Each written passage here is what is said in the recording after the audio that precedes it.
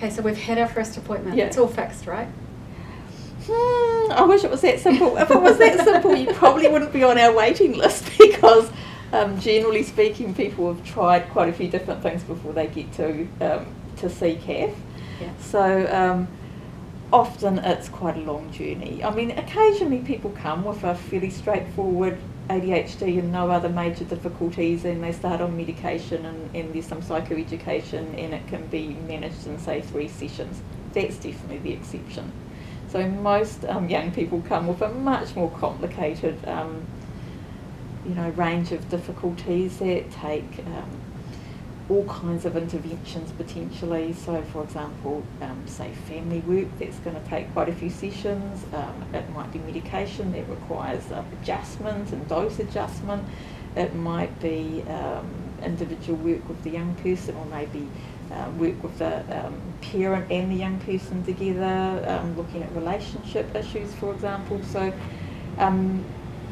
generally speaking, it is a process, and some people, as I say, might just be there for 3 sessions, but some people might be in the service for well over a year. So it's very individualised to what the young person and the family need and what the CAF service can deliver in terms of what therapies or what the experience of the staff is in different kinds of interventions. After the first appointment, what am I going to leave with?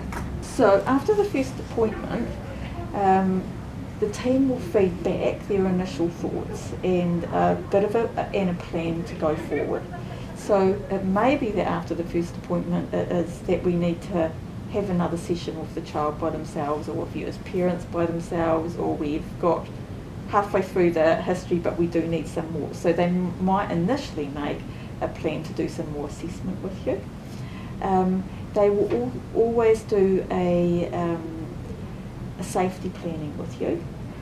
So that will be checking like if there's safety issues, that there is a good plan in terms of things like medication safe, what's the numbers to ring after hours, in hours, if you have any concerns, what you might what you might do if you're needing more support. So there's those kinds of things. You won't leave obviously with an initial written letter, but after you've been seen and the assessment's completed, an assessment summary will be written up, and then that will be sent to your GP and usually to the family as well, almost always.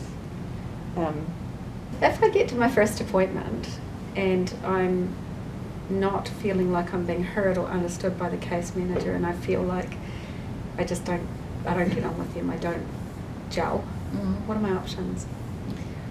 Well, that's quite a rare event. It doesn't happen that often, but it does sometimes happen.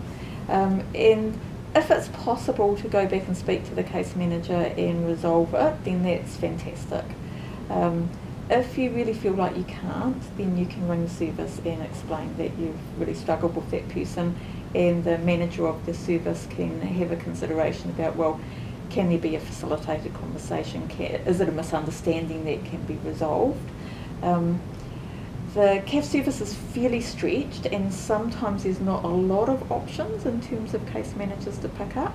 If I feel like, because of the case manager, what they've come up with doesn't even represent what I thought we were talking about at the assessment, what happens then? Generally, if you thought that around the case manager, you can certainly let them know, and every case manager is part of an MDT or a team, and every young person who comes into CAF has an assigned psychiatrist. So, for example, if you felt that the case manager wasn't kind of getting it, you could certainly ask to speak to the psychiatrist, and probably what would happen is if the case manager was also feeling like things weren't working well between yourself and them, they would probably bring that up at the MDT, and then psychiatrists would probably hear that and say, I need to see that patient. But if, for example, they didn't, you could certainly ask to see the child psychiatrist. Parenting courses, are they still running? So the initial letter will suggest things that you could do while you're waiting that could be helpful.